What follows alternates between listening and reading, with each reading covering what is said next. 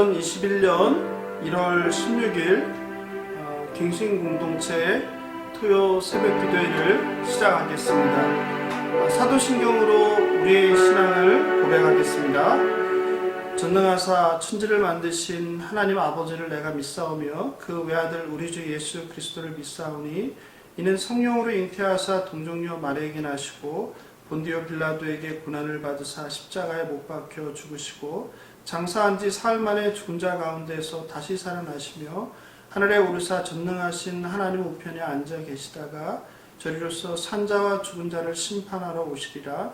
성령을 믿사오며 거룩한 공예와 성도가 서로 교통하는 것과 죄를 사하여 주시는 것과 몸이 다시 사는 것과 영원히 사는 것을 믿사옵나이다. 아멘. 다 함께 찬송가 300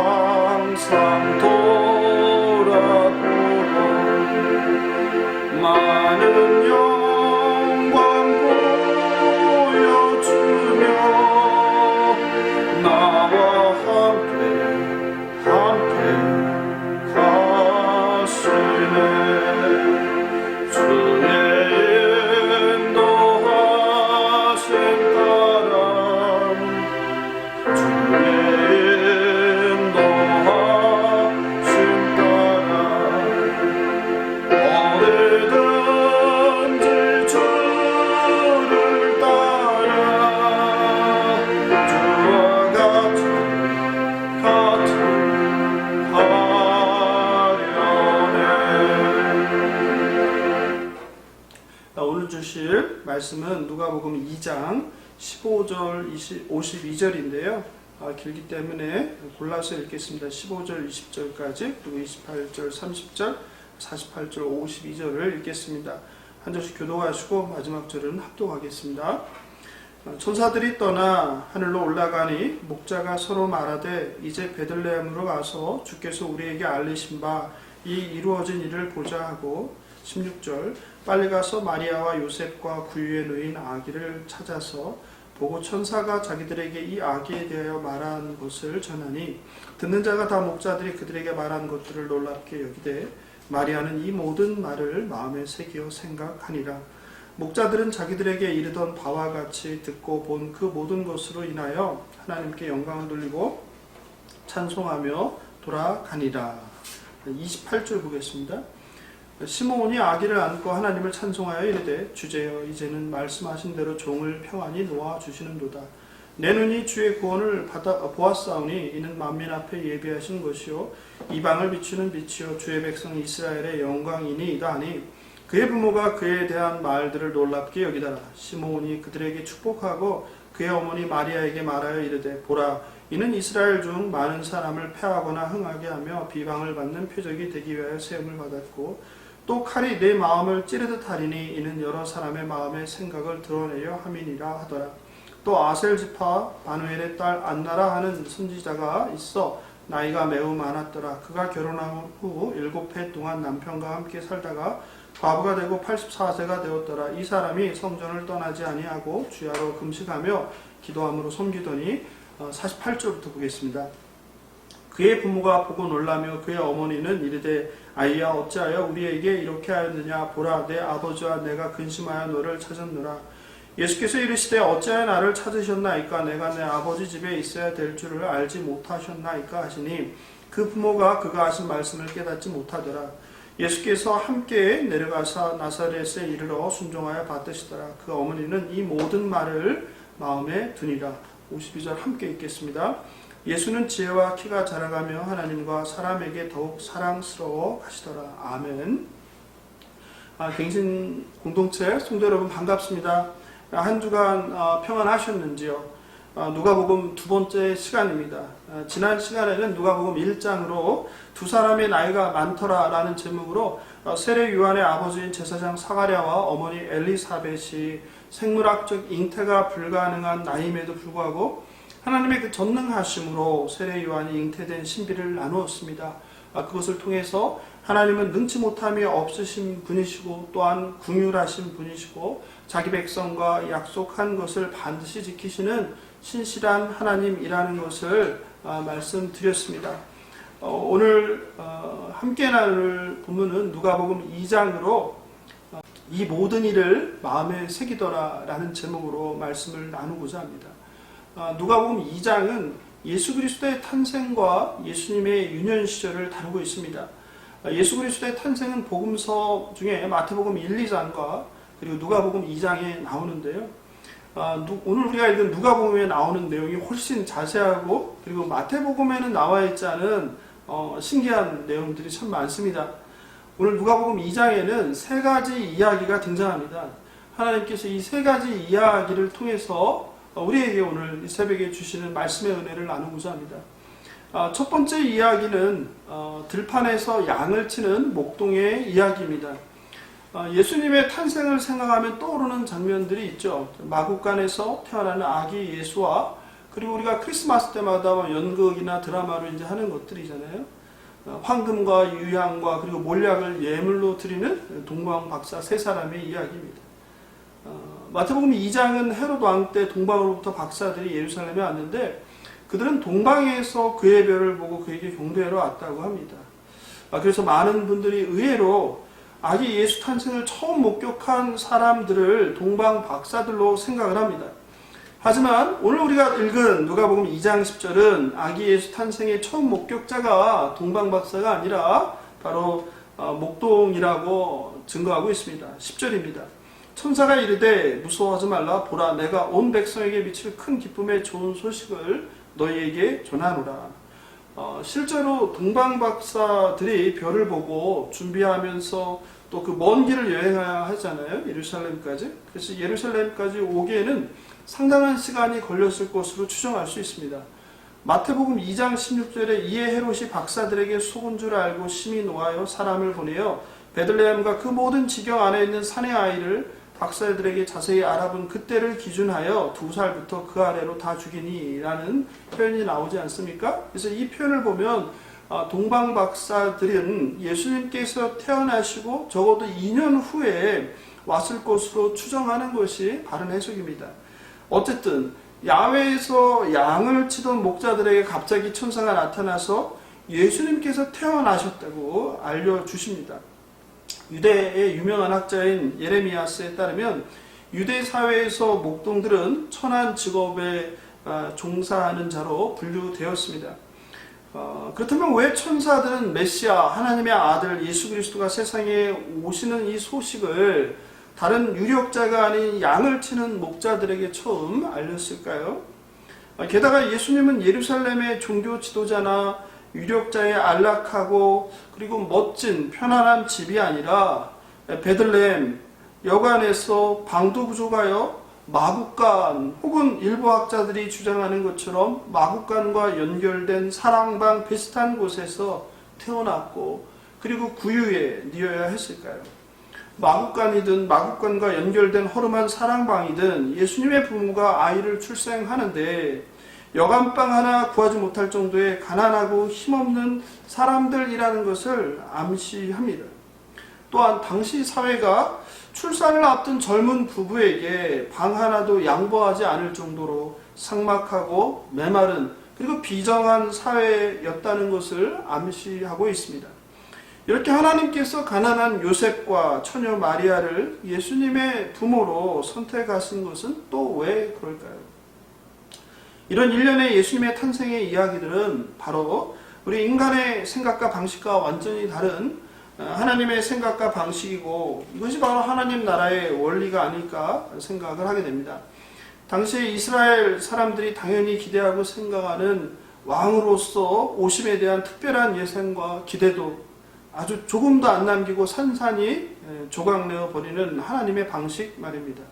하나님의 아들 예수님의 낮아지심은 사람들로 하여금 여호와가 약속한 이스라엘을 구원할 메시아 왕이라면 절대 이런 비천하고 형편없는 상태로 태어날 리 없어. 이런 충동과 그리고 확신을 사람들에게 아마 일으켰을지도 모릅니다. 예수님의 이러한 탄생은 하늘의 영광이 오히려 땅의 비천함으로 내려오는 낮아짐의 절정을 의미한다고 할 수 있습니다. 천사에게 메시아의 소식을 들은 목동들은 기쁨과 감동으로 아기를 찾아 베들레헴에 갑니다. 성경 본문은 빨리 갔다고 합니다. 즉시 간 것이죠. 듣자마자. 그리고 마리아와 요셉에게 천사의 메시지를 전합니다. 10절 11절을 함께 다시 읽어보겠습니다. 천사가 이르되 무서워하지 말라. 보라 내가 온 백성에게 미칠 큰 기쁨의 좋은 소식을 너희에게 전하노라. 오늘 다윗의 동네에 너희를 위하여 구주가 나셨으니 곧 그리스도 주시니라. 목동들로부터 천사들이 전한 이야기를 들은 이 두 부부가 놀랍게 여겼다고 성경은 말하고 있습니다. 그리고 19절을 보니 마리아는 이 모든 말을 마음에 새겨 생각하니라 라고 합니다. 오늘 설교 제목 이 모든 말을 마음에 새기더라가 바로 이 19절에서 나왔습니다. 처녀로 잉태한 마리아가 그건 얼마나 혼자서 힘든 시간들을 보냈겠습니까? 아마 남자들은 모르지만 여자분들로서 아기를 가져보신 분이라면 아마 이 마리아의 심정을 우리가 남자들보다 훨씬 더 잘 이해할 수 있지 않을까 생각이 듭니다. 어린 한 여인이 감당하기 힘들었을 그 시대적 상황과 그리고 요셉과의 관계 그리고 그 고통을 겪는 시간 동안의 어떤 무게가 담긴 표현이 바로 이 19절이 아닐까라는 생각이 듭니다. 그럼 첫 번째 제가 이야기의 주제로 삼은 이 목동들은 어떻게 되었을까요? 20절을 함께 읽어보겠습니다. 하나님께 영광을 돌리고 찬송하며 돌아가니라 라고 쓰여 있습니다. 그런데 원문 번역에 충실한 것으로 유명한 필립스 성경이라고 있어요. 필립스 박사가 이제 번역한 성경인데요. 그 번역은 이렇게 되어 있습니다. 제가 다시 읽어드리겠습니다. 목자들은 그들이 듣고 본 모든 일이 그들이 들어왔던 대로 일어난 것을 보고 하나님께 영광과 찬양을 드리며 일하러 돌아갔다. 저는 이것을 읽으면서 한 구절이 저한테 굉장히 크게 와닿았어요. 일하러 돌아갔다. 성도 여러분은 어떻습니까? 저는 대단한 것이 아닐 수도 있지만 이 일하러 돌아갔다라는 말씀을 읽고 순간 굉장히 감동을 받고 한참을 묵상했습니다. 들에서 양을 치고 있는데 천사가 나타나 처음엔 좀 두려웠습니다. 그런데 그 신비하고 놀랍고 기쁜 소식을 알려줍니다.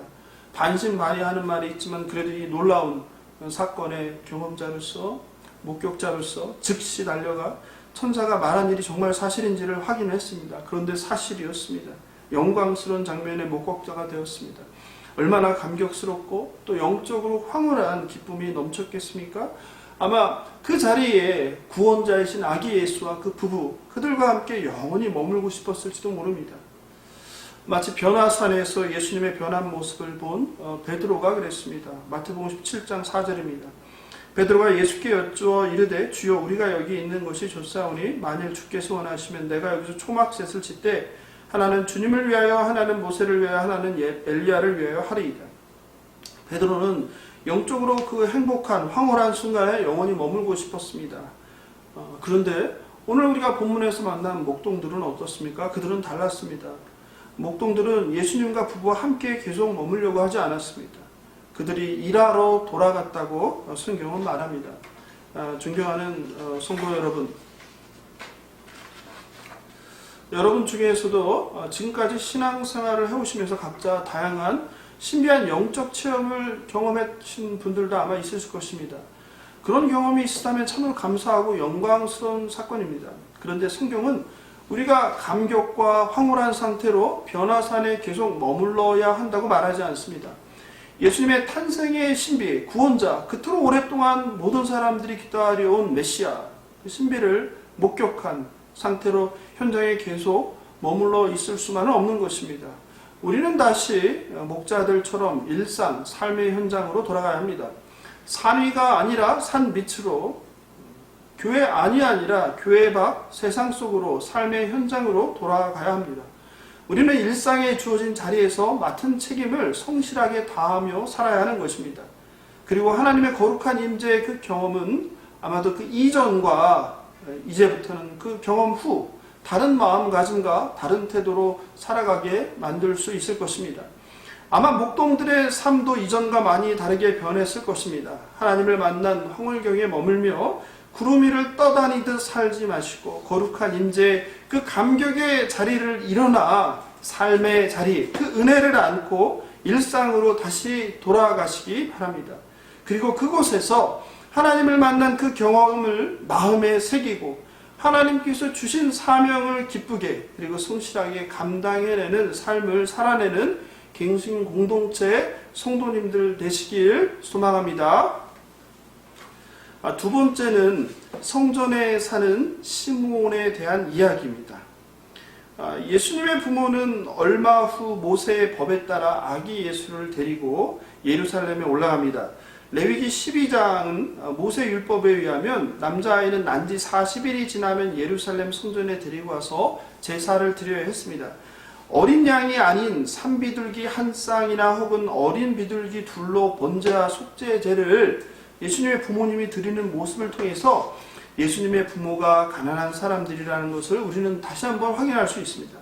그런데 그때 예루살렘 성전에서 시므온이라는 사람을 만납니다. 25절에서 시므온을 소개합니다. 의롭고 경건하여 이스라엘의 위로를 기다리는 자라 성령이 그 위에 계시더라. 이렇게 소개하고 있습니다. 그는 성령에 사로잡혀 아기 예수를 안고 하나님을 찬송합니다. 30절, 32절입니다. 함께 읽어보겠습니다. 내 눈이 주의 구원을 보았사오니 이는 만민 앞에 예비하신 것이요 이방을 비추는 빛이요 주의 백성 이스라엘의 영광이니이다. 요셉 부부는 이 말을 듣고 놀랍니다. 그 시므온은 성령에 사로잡힌 사람이었습니다. 그의 삶은 오직 오실 메시아를 기다리는 것이었습니다. 26절을 세 번역으로 제가 읽어드리겠습니다. 그는 주님께서 세우신 그리스도를 보기 전에는 죽지 아니할 것이라는 성령의 지시를 받은 사람이었다. 나이가 많은 것으로 보이는 그가 살아있는 이유는 오직 하나입니다. 메시아 예수 그리스도를 기다리는 것입니다. 존경하는 갱신 공동체 성도 여러분, 여러분은 얼마나 다시 오실 예수 그리스도를 기다리십니까? 간절히 기다린 메시아를 본 시므온은 다음과 같이 고백합니다. 이제는 놓아주시는도다. 로 알려진 시므온의 찬송 시입니다. 29절 30절을 새 번역으로 읽어드리겠습니다. 주님, 이제 주님께서는 주님의 말씀을 따라 이 종을 세상에서 평안히 떠나가게 해 주십니다. 내 눈이 주님의 구원을 보았습니다. 성령께서 맡겨준 사역대로 자나 깨나 메시아가 오기만을 기다렸던 성전의 나이든 시므온이 마침내 아기 예수를 보고 그리고 그 유일한 사명을 마치고 그 감사와 감격하는 것이 느껴지지 않으십니까? 우리는 비록 그의 나이를 정확히 알 수 없지만 꽤나 나이가 들었을 것으로 짐작할 수 있습니다. 그는 성령이 주신 사명, 오실 메시아를 증거하라는 그 사명 한 가지를 위해 삶을 이어나가고 있었습니다. 죽어도 여한이 없다는 그의 고백은 이유는 알 수 없지만 그의 삶이 그렇게 순탄치만은 않았음을 우리로 하여금 짐작하게 합니다. 그가 사는 단 하나의 이유는 이 땅에 오신 메시아를 눈으로 보고 그리고 그를 증거하는 것이었습니다. 성도 여러분, 지금 가만히 기다리던 메시아, 아기 예수를 두 손으로 들고 품에 안고 감격해하는 나이든 시므온을 한번 상상해 보시면 어떻겠습니까? 그의 고백은 평생 간절히 바라던 오직 한 가지 소원을 이룬 한 사람이 원하던 것을 이루고 이제는 눈을 감아도 원이 없다라고 고백하는 것처럼 들립니다. 성도 여러분, 우리 공동체에도 연로하신 분들이 많이 계십니다. 여러분은 어떤 사명을 받으셨습니까? 시므온처럼 메시아를 기다리는 것이 삶의 전부이십니까? 아니면 여전히 세상의 복잡한 것들을 마음에 품고 하루하루 살아가고 있지는 않으신지요? 성도인 저와 여러분은 예외 없이 모두 다 다시 오실 예수 그리스도를 대망하는 사명을 가진 사람들입니다. 하나님께서 언제까지 저와 여러분의 삶을 허락해 주실지 모르지만 그 다시 오실 예수 그리스도를 소망하며 예수님을 증거하는 삶을 살아가는 저와 여러분 되길 주님의 이름으로 축복합니다.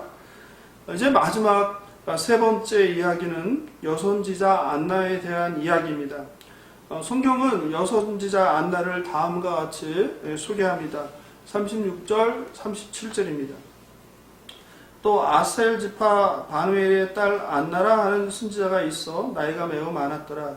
그가 결혼한 후 7해 동안 남편과 함께 살다가 과부가 되고 84세가 되었더라. 이 사람이 성전을 떠나지 아니하고 주야로 금식하며 기도함으로 섬기더니. 성경의 소개를 따르면 그녀의 나이는 84살로 매우 많습니다. 그런데 이 84살, 84살이란 나이에 대하여도 학자들의 해석이 엇갈립니다. 과부가 된 지 84년이 흘렀다고 본문을 번역하는 성경들도 있습니다. 그래서 안나의 나이가 100살이 넘었을 것으로 해석하는 학자들과 나이가 84살이라는 두 가지의 해석이 존재합니다. 어쨌든 84살이든 100살이든 그녀는 결혼 후 7년 만에 이혼하여 혼자 삽니다.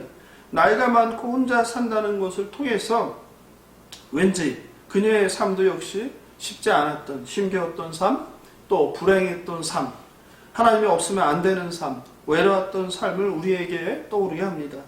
그런데 그런 그녀는 성전을 떠나지 아니하고 주야로 금식하며 기도함으로 섬기더니라고 성경이 그녀를 소개하고 있습니다. 반전입니다. 오늘날로 생각해도 정말 거동도 쉽지 않을 수 있는 84세 혹은 100세가 넘는 누군가의 도움 없이는 단 하루도 살기 힘든 그런 상황의 나이인데 말입니다. 그런데 그녀의 삶은 주야로 하나님과 동행하는 삶을 살고 있습니다. 성전에 머물고 있습니다. 금식을 합니다. 주야로 기도합니다. 그리고 하나님을 섬긴다고 오늘 본문은 말하고 있습니다. 갱신공동체 성도 여러분, 여러분은 어떻습니까? 선지자로 불린 84세의 안나는 어떤 점에서 우리의 노년의 삶이 하나님 앞에 어떠해야 하는지를 보여주는 것은 아닐까라는 생각이 들었습니다. 이제 나이라는 인생의 한계를 직면하여서 나이 때문에 안 된다라며 입버릇처럼 무엇이든지 간에 또 누구에든지 간에 혹은 스스로에게 말하고 있지는 않으신지요. 84살이라고 84살이라고 하는 안나의 나이를 성경은 구체적으로 언급함은 혹시 우리가 인생의 마지막까지 다른 것은 몰라도 왕성한 사회활동을 일을 할 수는 없을지 모르지만 하나님의 자녀로서 해야 하는 것이 무엇인지를 우리에게 말하고 있는 것은 아닐까 싶습니다. 그것은 주님의 성전에 머물면서 기도하고 그리고 금식하며 하나님을 섬기는 것 말입니다. 우리 공동체엔 많은 권사님들 또 집사님들이 계십니다. 기도의 어머니들 덕택에 가정이 바로 선다고 믿습니다. 내가 나된 것은 하나님과 기도해 주신 어머니 덕택이라는 자녀의 고백이 있길 바랍니다. 마찬가지로 금식하며 기도하는 성도님들 덕택에 교회가 세상의 거센 세속화와 타락의 큰 파도 가운데 반석 위에 아름답게 바로 설 수 있다고 믿습니다. 나이와 상관없이 여선지자 안나처럼 하나님의 전에 머물며 주야로 금식하며 기도하며 섬길 수 있는 갱신공동체 성도님들 되시길 예수님의 이름으로 축복하며 기도합니다. 지금까지 누가복음 2장을 통하여서 세 가지 이야기를 살펴보았습니다. 예수님의 탄생의 처음 목격자인 목동들의 이야기, 성전에서 메시아만을 기다리는 것이 삶의 목적이요 사명이었던 시므온의 이야기, 성전에서 주야로 금식하고 기도하며 섬기는 84살의 여선지자 안나의 이야기였습니다. 그런데 이 세 가지 이야기에서 주인공은 목동도 시므온도 안나도 아닙니다. 이들은 모두 오직 주인공이신 메시아 예수 그리스도가 하나님께서 약속하신 구원자라는 것을 증명하는 목격자들일 뿐입니다. 그리고 이런 조연들을 통해 전달된 하나님의 메시지를 되새기며 놓치지 않고 곱씹으며 놀라고 감동하는 한 여인이 있었습니다. 누구입니까? 다름 아닌 바로 아기 예수를 처녀로 잉태한 어머니 마리아입니다. 마리아는 목동들이 전한 천사의 메시지를 듣고 19절에서 이 모든 말을 마음에 새겨 생각하니라고 합니다. 마리아는 조용히 천사들의 말을 모두 마음에 새기고 담아두고 곰곰이 생각했습니다. 아마 그간의 슬픔과 당황함과 억울함과 의심과 그리고 속상함, 아픔들이 많은 위로를 받을 수 있었을 것입니다. 그런데 예수님의 어머니 마리아의 똑같은 반응이 우리가 오늘 읽은 51절에 또 나옵니다. 예수님께서 12살 때 가족과 함께 유월절 예루살렘을 방문했는데 부모와 어린 예수가 헤어지는 사건이 발생합니다. 뒤늦게 아이를 잃은 부부는 허겁지겁 예루살렘으로 돌아가고 성전에서 예수를 찾게 됩니다. 그때 예수님의 이야기를 듣고 반응하는 것입니다. 51절입니다. 그 어머니는 이 모든 말을 마음에 두니라. 여기서 쓰이는 헬라어는 디아테라오라는 말인데요. 지키다 그리고 고이 간직하다 이런 뜻입니다. 처녀로서 구원자를 잉태한 마리아는 아기 예수와 관련해서 하나님께서 보여주시는 모든 사건들 그리고 모든 말들을 그냥 흘려보내지 않았습니다. 어린 그녀에게 주어진 사명은 정말 혼자서 이해할 수도 없고 받아들이기도 힘들지만 그래서 때로는 왜 이런 일이 자신에게 일어났는지 고통스럽고 원망스럽지만 그저 순종하며 진실되게 그 모든 말과 모든 사건을 마음속에 고이 깊이 새기고 간직하였습니다. 갱신공동체 성도 여러분, 여러분도 인생을 살아오면서 하나님을 경험한 크고 작은 순간들이 있었을 것입니다. 힘든 상황에 어떤 경우는 정말 죽을 것 같은 절체절명의 순간에 여러분에게 구원의 손을 내밀어 붙잡아 주시는 그 하나님의 놀라운 은혜를 경험하기도 했을 것입니다. 그때마다 하나님 은혜에 감사와 감격의 눈물을 흘리면서 평생 이 순간을, 이 사건을 잊지 않겠다고 하나님께 다짐했을 것입니다. 그리고 나아가 이제 불순종하지 않고 하나님만 바라보고 하나님 말씀대로만 순종하며 살겠다고 소원도 했을 것입니다. 그런데 어느덧 시간이 지나고 분주한 삶을 살아가며 반복되는 인생의 크고 작은 문제들을 만나며 하나님의 그 거룩한 임재를 경험했던 놀라운 기적의 사건과 순간들을 잊어버리고 살고 있지는 않으신지요. 거친 현실에 파묻혀 침묵하시는 하나님, 응답 없는 하나님을 도리어 불평하고 살아가고 있지는 않으십니까?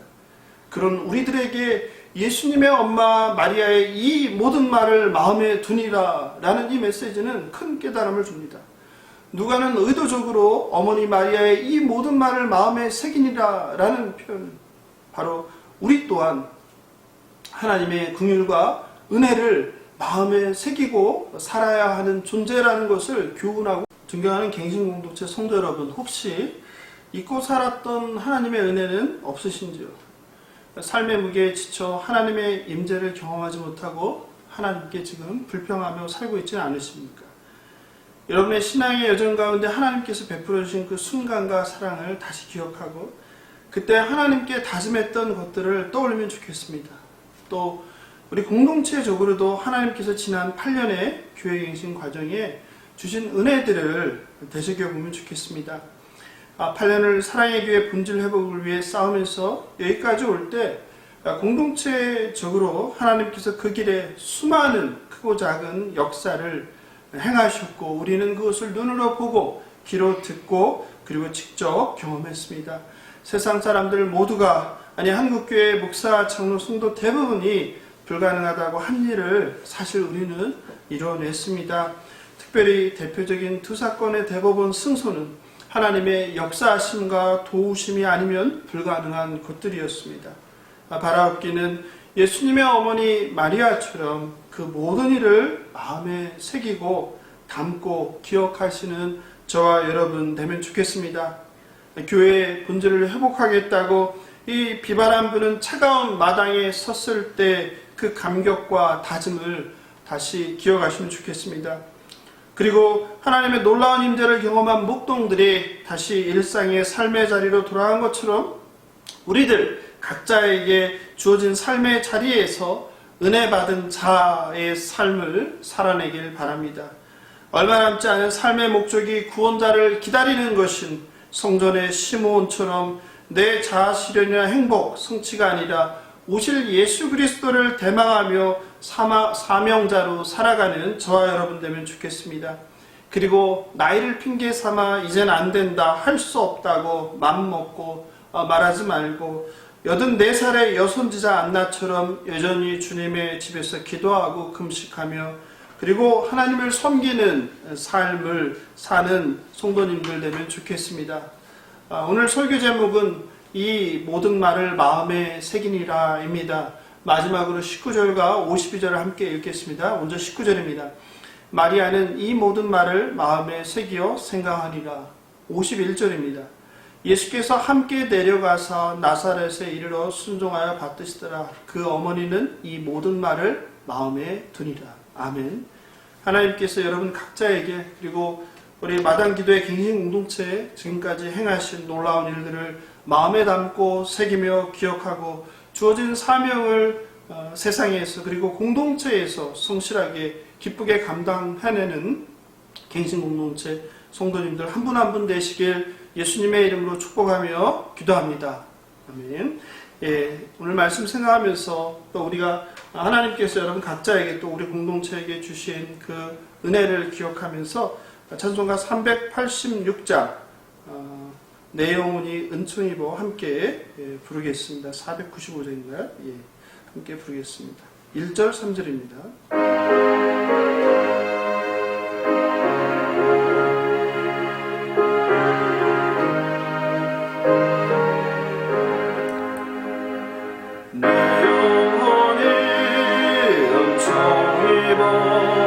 중한 재짐 벗고보니 슬픔 많은 이 세상도 천국으로 화하도다. 할렐루야 찬양하세. 내 모든 죄 사함 받고 주 예수와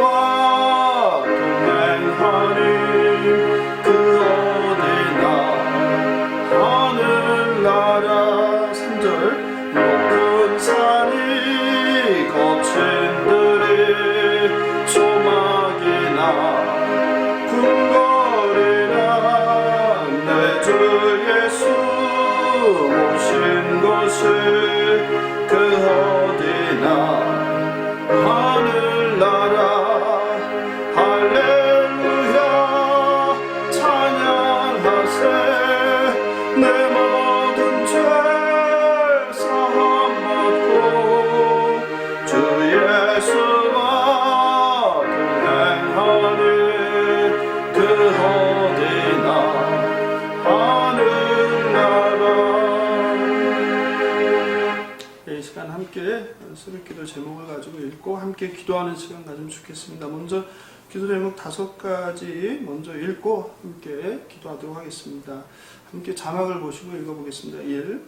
하나님께서 개인의 삶과 갱신 공동체, 교회 갱신 과정에 베풀어 주신 모든 은혜를 감사하며 마리아처럼 이 모든 일을 마음에 새기고 잊지 않게 하옵소서.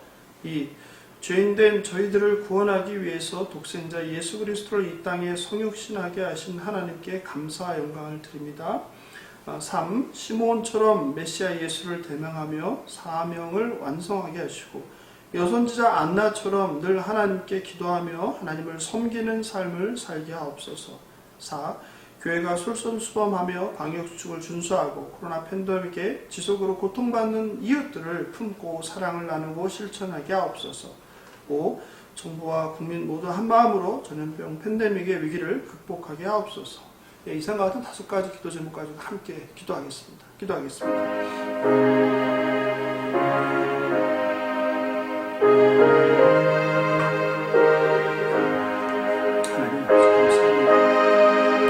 하나님 오늘도 상한 마음, 가난한 마음으로 아버지 새벽을 기다리겠습니다.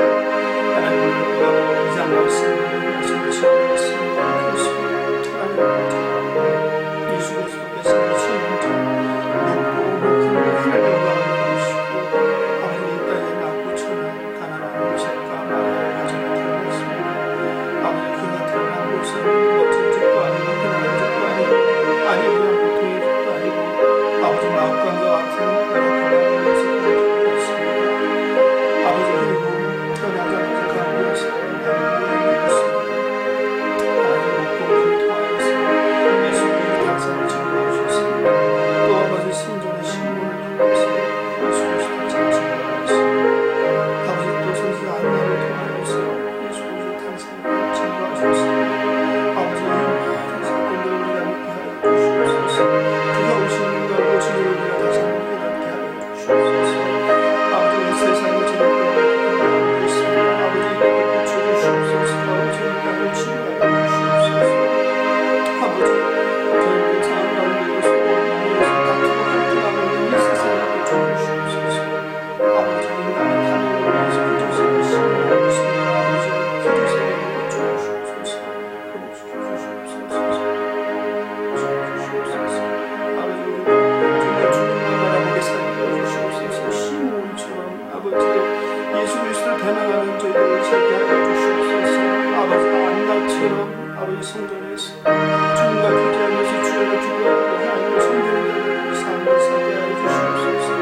또 목동들처럼 그 놀라운 경험을 했지만 다시 일상을 살아가게 도와주시옵소서. 일상에서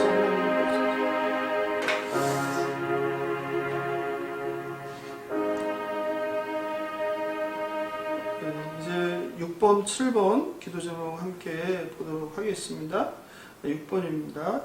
2021년 갱신 공동체가 성령 충만함으로 마주한 도전과 한계를 뛰어넘어 참된 신앙과 예배를 회복하게 하시고 주님 기뻐하시는 교회를 향한 교회 갱신의 기반을 다지게 하옵소서. 7번입니다. 공동체의 환우들을 위하여 기도합니다. 월요일 오전 수술을 앞둔 성도님 계십니다. 위하여 좀 기도해 주시면 좋겠습니다. 수술이 잘 될 수 있도록. 그리고 항암 치료 중인 성도님도 권사님 계십니다. 좀 많이 힘든 상황인데 하나님께서 불쌍히 여기시고 자비를 베풀어 주셔서 잘 치료되게 하시고 그리고 그 과정들을 잘 감당하게 힘과 그리고 체력 주시기를 기도합니다. 또 당뇨와 또 만성 신부전증으로 고통받는 공동체 하나도 있습니다. 또 요양병원에 부모님들이 계신 분들이 많이 계신데 코로나로 인해서 면회도 하지 못해서 참 안타까운 상황 가운데 있습니다. 연로하신 부모님들이 건강해 하시고 또 자녀들이 찾아뵙지 못하는데 잘 하나님께서 돌봐주실 수 있도록 기도해 주시면 좋겠습니다. 또 무릎이 아파서 고생하는 청년이 있습니다. 그래서 청년의 무릎이 좀 잘 회복되어서 사회생활을 하는데 일상생활 하는데 불편 없도록 치유의 은혜를 그리고 민서 더 건강하게 그리고 잘 성장할 수 있도록 계속 기도해 주시면 좋겠고 파킨슨병으로 고통받는 환우가 있습니다. 하나님께 돌봐주시고 치유해 주시도록 이렇게 공동체 기도 제목 가지고 함께 마음을 모아 기도하시겠습니다. 기도하겠습니다. 하나님 아버지 좋습니다.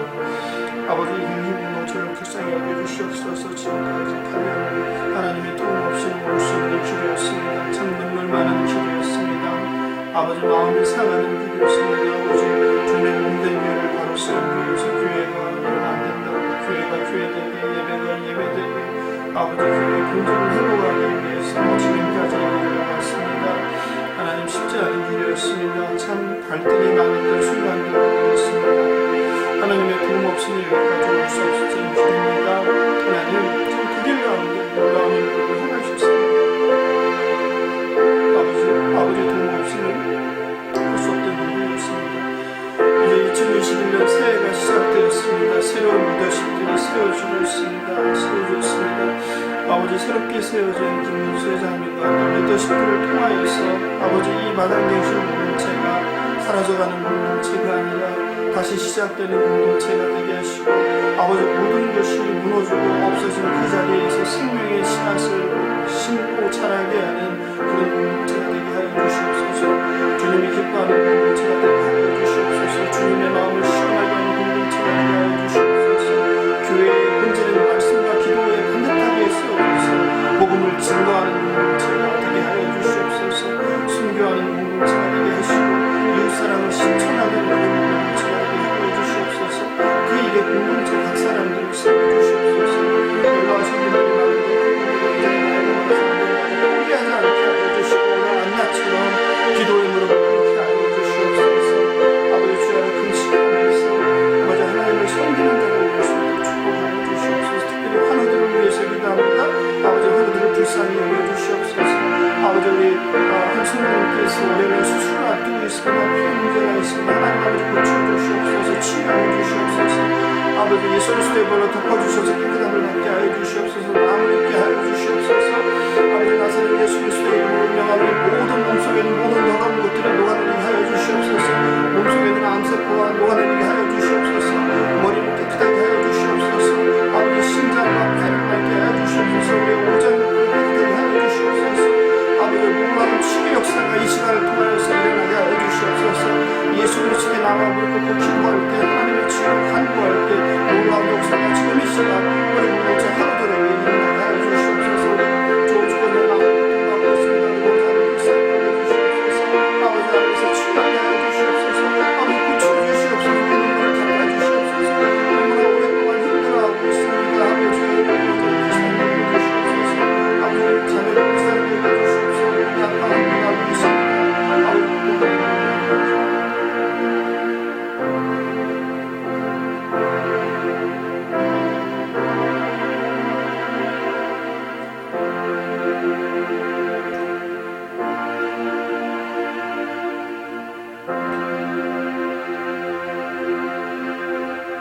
세상을 창조하시고 통치하시는 하나님 아버지, 모든 찬양과 존귀와 영광을 받아주시옵소서.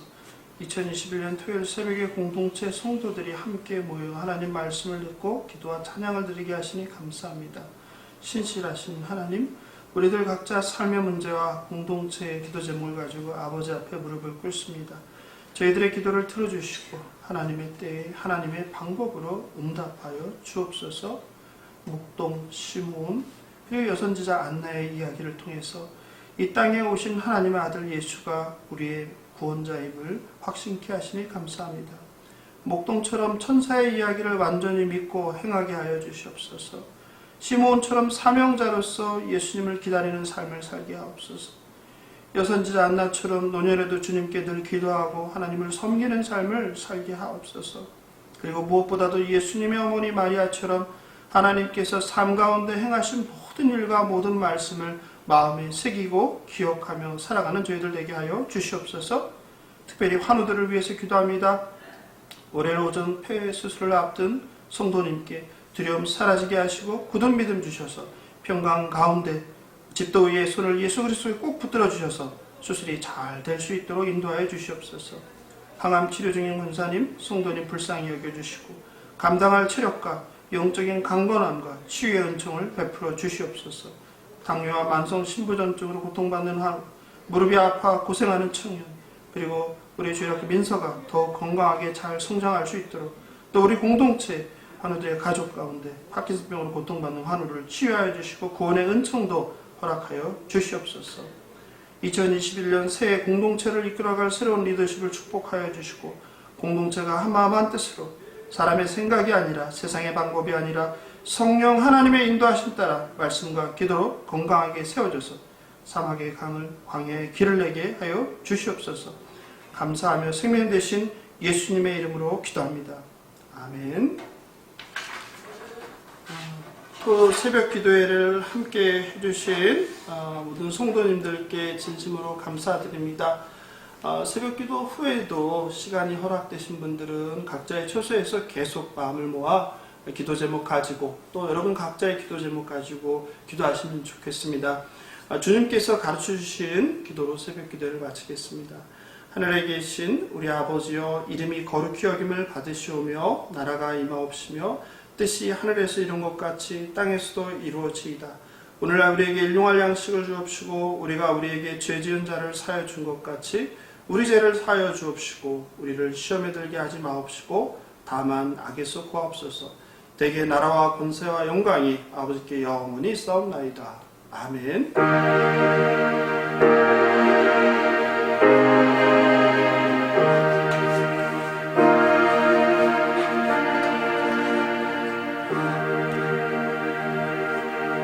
감사합니다. 다음 주 토요일 새벽에 저는 또 다시 뵙도록 하겠습니다. 계속 기도해 주시고 안녕히 계십시오.